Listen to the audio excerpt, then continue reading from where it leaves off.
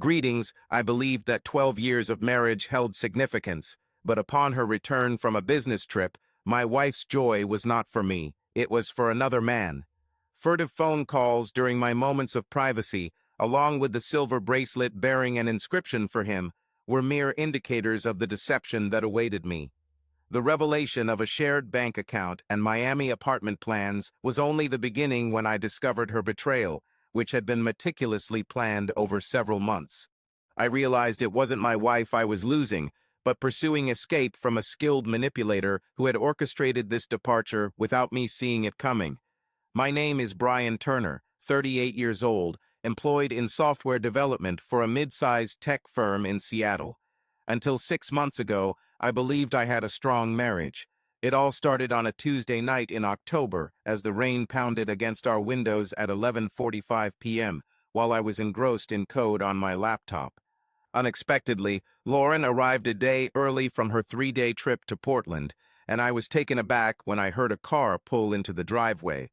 Through the window, I saw her stepping out of an Uber, chuckling at something on her phone. Even at a distance, I could recognize her radiant smile that had been absent for months upon seeing my wife return from her journey, beaming almost luminescently as she carried her luggage to the front door.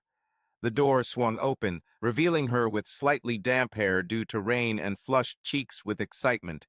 She jumped a little upon spotting me in the dimly lit living room. "Brian, you startled me," she said, her voice higher than usual. "I thought you were already asleep. I returned home early, unbeknownst to you, as her last meeting was called off." She opted for the earlier flight, glancing back momentarily. "By the way, our presentation was a resounding success, and Anderson almost assured us of securing the contract." I nodded, noticing her inability to part with her phone. "Thank you, dear," she said, her phone vibrating and her face brightening as she checked the screen, apologizing for work matters. Everyone is still astounded by how well it went, but late-night tech celebrations weren't Lauren's cup of tea. "You seem delighted," I remarked. She explained that it was likely due to a presentation she had given, possibly career-defining. Afterwards, she took her suitcase to our room and said she would quickly unpack and shower. I remained seated, feeling strange in my stomach, as she walked down the hall. Lauren has always been transparent about her work trips, uneventful meetings, and unremarkable hotel food. While interacting with clients, however, there was an unusual occurrence. She appeared weightless. I was on the verge of pursuing her, but from the bedroom came a faint, "Oh no," along with hurried movements that alarmed me. "It seems everything is fine." Next to her open luggage, pale-faced and trembling slightly, Lauren shoved something into the lower drawer of her dresser as I inquired. Upon looking up, she momentarily showed an expression I had never seen from my wife. I asked again, but all I received was a forced smile that didn't reach her eyes, revealing only that she was holding some important documents she wished to keep safe. She stood up, kissed me on the cheek, and went to take a shower after a long day. The bathroom door closed behind her, leaving me uneasy, staring at the dresser drawer. 12 years of marriage have made me wise enough to sense that Lauren was concealing something. For the first time in our relationship, I felt apprehensive about uncovering what it might be. That night, I couldn't sleep, as Lauren's peculiar behavior kept playing over and over in my mind around 2 a.m. The sound of the shower ceasing and soft footfalls announced Lauren's arrival in bed beside you. We feigned slumber. Her lavender-scented body wash permeated the room, but beneath it lurked another aroma, a cologne that wasn't mine. By morning, Lauren had left for work, her side of the bed chillingly vacant, a phone message informing me she had an early meeting, impeccably timed. Approached her dresser, my hands trembling slightly. I hesitated before opening the bottom drawer, overwhelmed by guilt as I recalled 12 years of never snooping. Yet, last night's look in her eyes had been ominous, hinting at something seriously amiss. Beneath a stack of winter sweaters, my fingers encountered a small velvet box, larger than usual, containing a costly silver bracelet and a t-shirt with the words, "Forever begins now." This wasn't an item I recognized, and my stomach plummeted. A handwritten note lay beneath the box, on hotel stationery, detailing plans for a trip to Miami next month, just the two of them for 3 days. Though unsigned, it was unmistakably Lauren's writing, with its unique smoothness. I sat on the bed, clutching the incriminating evidence, realizing this wasn't about work. It was about something far more personal. With a heavy heart, I rearranged everything to appear untouched. Then, for the first time ever, I checked Lauren's iPad, which had been charging on our nightstand. Her iCloud messages automatically synced, revealing Tyler pages of intimate lyrics and loving messages filled the screen, along with heart emojis and nighttime photos. I couldn't bring myself to open them fully, but knew they spoke volumes. They had been communicating for months, with their last message exchanged just the previous night. Her response, devoid of any hint of guilt, read, "I didn't guess he ever noticed anything." Feeling physically ill from the revelation, I considered my next move. 12 years of marriage, and she thought me too stupid to notice her affair. She was right until I snapped a picture as proof and replaced everything. My mind raced for more information, but I also needed to be cautious. If I confronted her now, she would only deny everything. That day marked the beginning of a series of events that would forever change our lives. A recommended private detective named Victor, specializing in delicate household matters, had an office downtown where we scheduled a meeting to uncover the truth about Tyler and the extent of his deceit. Situated in an older brick building within the city center, Victor's office appeared modest yet professional. The man himself embodied the stereotypical image of a mid-50s detective, with keen eyes that seemed to assess everything around him after I outlined my situation. Confirming an affair, he stated it matter-of-factually. Upon hearing this, I realized the necessity for certainty, to which Victor agreed, nodding sympathetically. People often believe they are careful, but they're usually mistaken, he warned. He requested Tyler's schedule, any details regarding shared accounts access, and any additional information available.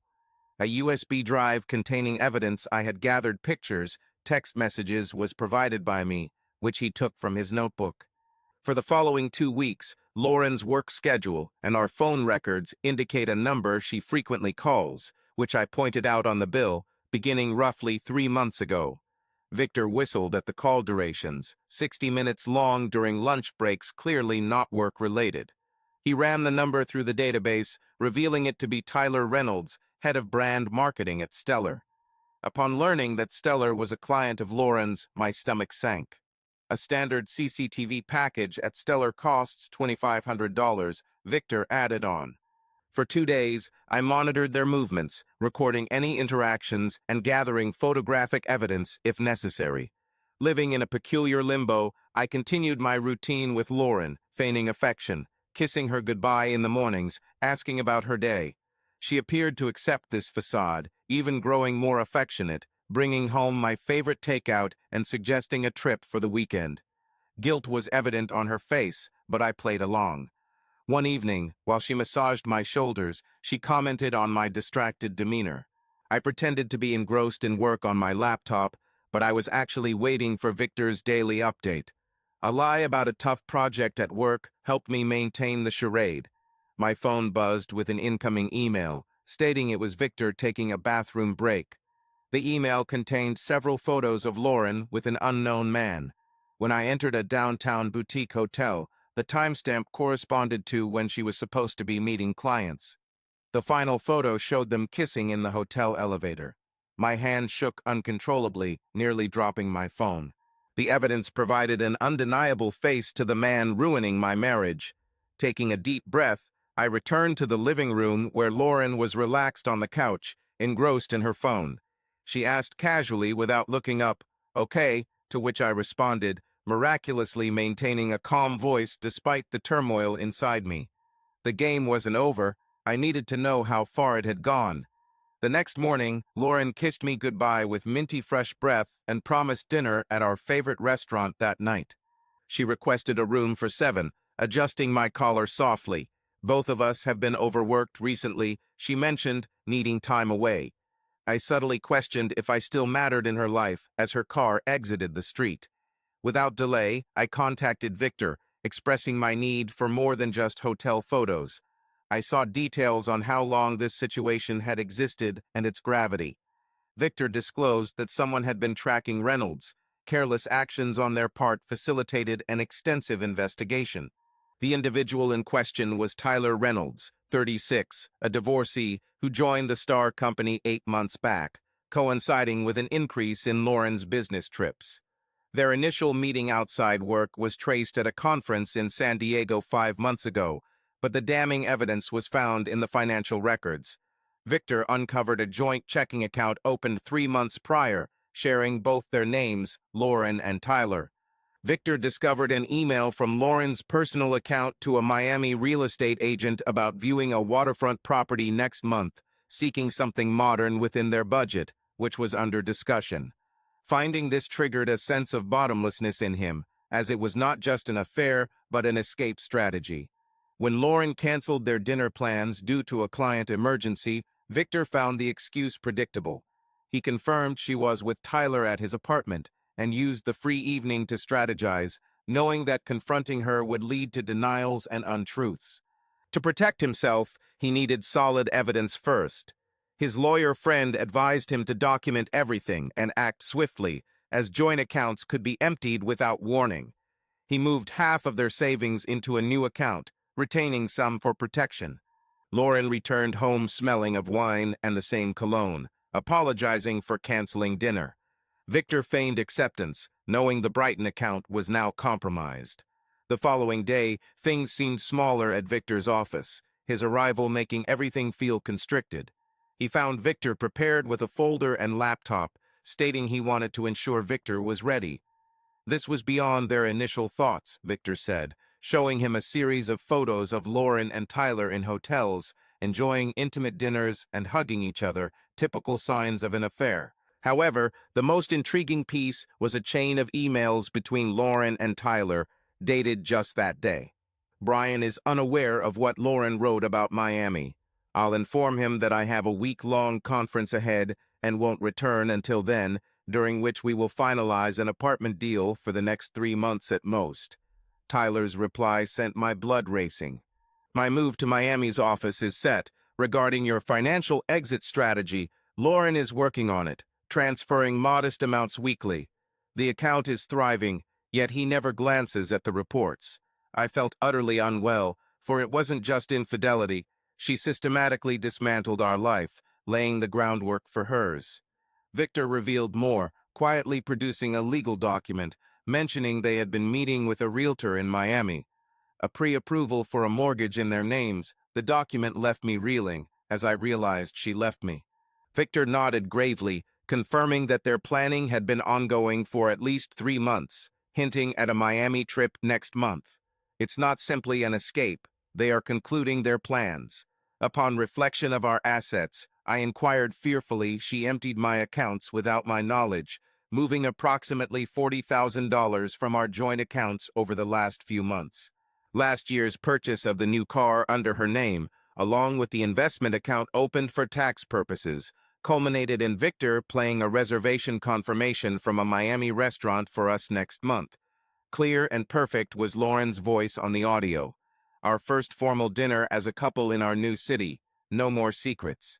Stunned silence was my response as Victor outlined my confrontation options: divorce, legal safeguarding of shared assets, while thoughts of our 12-year marriage flooded my mind, realizing I never truly knew her. The following week felt like a surreal twilight zone, performing daily routines and preparing for his eventual breakdown. Every genuine smile, every casual touch now seemed another painful blow as she carried on playing the loving wife. As the days dwindled before my departure, I sought counsel from a divorce attorney, a woman named Diana with keen eyes and expertise in financial fraud cases. Upon reviewing Victor's testimony, she confirmed my suspicions, stating that this was textbook for her. Months, possibly longer, she had been plotting this. She warned me. We needed to act swiftly to safeguard your remaining assets. I signed documents granting Diana the power to freeze our joint accounts if required. I have compiled all necessary documentation: bank statements, property records, retirement funds. What about confronting her? I inquired. Diana's countenance grew cautious. It was my choice, she said, but strategically, We would be in a stronger position if she remained oblivious to my intentions until the financial aspects were secured. I knew she was right, yet the idea of maintaining this facade at home was growing increasingly unbearable. Lauren amplified her actions, suggesting a weekend break for reconnection, experiencing intimacy after months, mentioning the prospect of beginning a family the following year, all while concealing plans to be in Miami with another man. Remarkably, Victor persisted with regular updates, only to discover that the Miami trip was already fully reserved. Lauren applied for work leave due to a conference.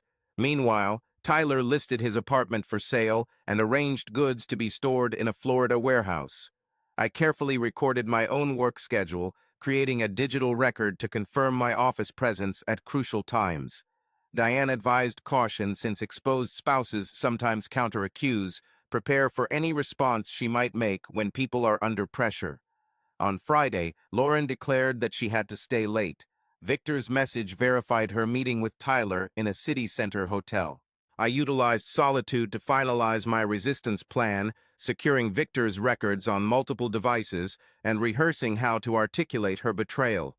Upon Lauren's return home past midnight, I let her rest, and she took a shower before retiring for the night, preparing herself for bed. Tomorrow, I intend to confront her. I stared at the ceiling, puzzling over how someone could convincingly deceive me, who was once loved, or maybe I was never truly loved by them for a long time. An unusual sense of fatigue accompanied Saturday's dawn. I barely slept, but strangely felt clear-headed today. Lauren seemed to meticulously construct her world during our morning conversation about an enjoyable breakfast, discussing a spa with her friend Melissa.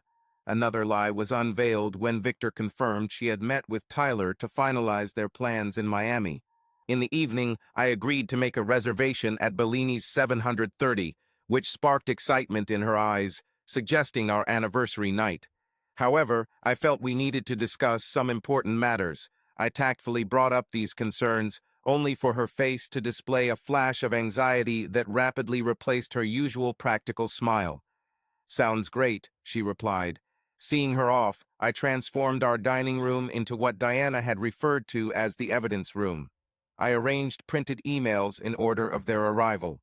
Hotel records showing questionable transactions. Pictures of Lauren and Tyler found within the hotels. Dining room table hosting evidence, a glass of scotch in my hand. Lauren, surprised at the door, her expression shifting from puzzlement to horror upon viewing the contents. Brian, her tone innocent, but a hint of unease in her voice. Documents spread out as if to implicate me. I pressed until she admitted whether she was going to continue draining our accounts, the color draining from her face. "I can explain. Tyler Reynolds could do it justice," I said, sliding over their joint photos and account details, confronting her with evidence of her deceit. "When you're going to tell me, Lauren, after your conference next month, or I'll come home to an empty house and divorce papers are not what she intended," but her voice lacked conviction. "Victor's flawless audio file is gone, marking our first official dinner in our new city. Brian, please refrain from deceit, Lauren. It's all over.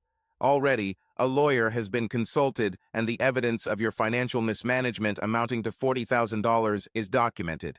I've safeguarded every asset you amassed, yet I couldn't help but feel the anger that surfaced in your tears. It was you who were exposed."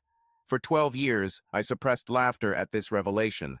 Marketing, it didn't need to unfold as it did. I never intended to cause harm, but you meticulously planned for months.